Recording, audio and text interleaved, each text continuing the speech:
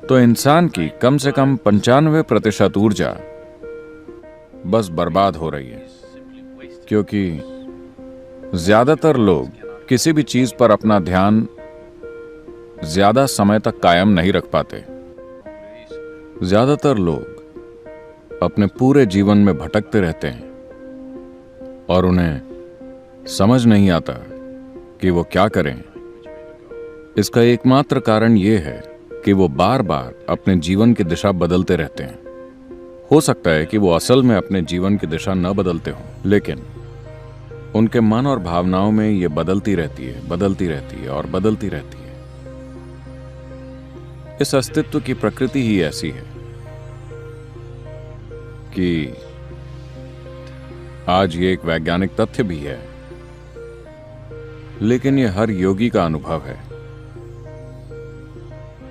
कि इस अस्तित्व में ऊर्जा है और चेतना है। भौतिक पदार्थ जैसी कोई चीज नहीं है। जैसा कि आज आप जानते हैं, भौतिक पदार्थ बस ऊर्जा की केंद्रित संरचनाएं हैं।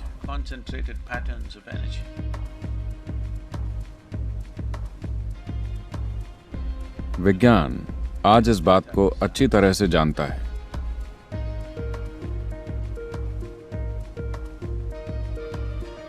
लेकिन 40,000 साल पहले जब शिव ने कहा था, तो उन्होंने स्पष्ट रूप से ये कहा था। उनकी रुचि परम चेतना में थी या ऊर्जा में थी, भौतिक पदार्थ में कभी नहीं, क्योंकि वो इसे असली चीज की तरह नहीं देखते थे। और उन्होंने इस बारे में पूरी स्पष्टता से, बिना किसी उलझन के बात की। तो आपको सिर्फ इन्हीं 2 चीजों पर काम करना है। अरे, आपने हमें बताया क्यों नहीं? आज सुबह हम सूर्य नमस्कार नहीं करते।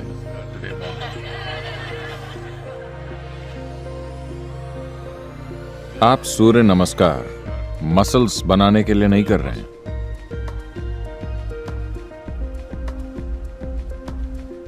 अगर आप ऊर्जा को जानना चाहते हैं, तो अभी ये शरीर के रूप में केंद्रित है। अगर आप इसे खास तरह से इस्तेमाल करते हैं, सिर्फ तभी ये चटकना शुरू करेगी, वरना ये एक मिट्टी के ढेर की तरह बैठी रहेगी। अगर इसे यहां बैठकर चटकना है, तो इसे एक खास तरह से रखना होगा। तो आप जो भी शारीरिक साधना कर रहे हैं, वो मसल्स बनाने के लिए नहीं है। वो इसलिए नहीं है कि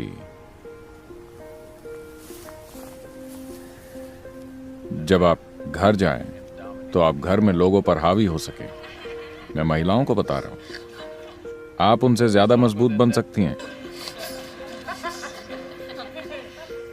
90 दिनों की साधना के बाद आप उनसे ज्यादा ताकतवर हो सकती हैं।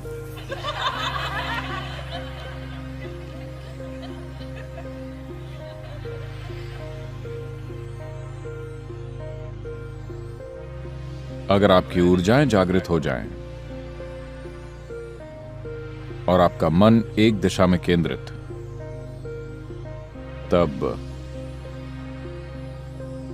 यह बस उसी दिशा में उमड़ने लगेगा। क्योंकि मन का फोकस लगातार बदलता रहता है, इसलिए ऊर्जा को नहीं पता चलता कि किस तरफ बढ़ना है। आपके भीतर का जीवन ही उलझन में है, यह नहीं जानता कि किस दिशा में जाना है।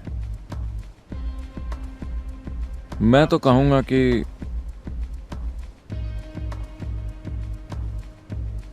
शायद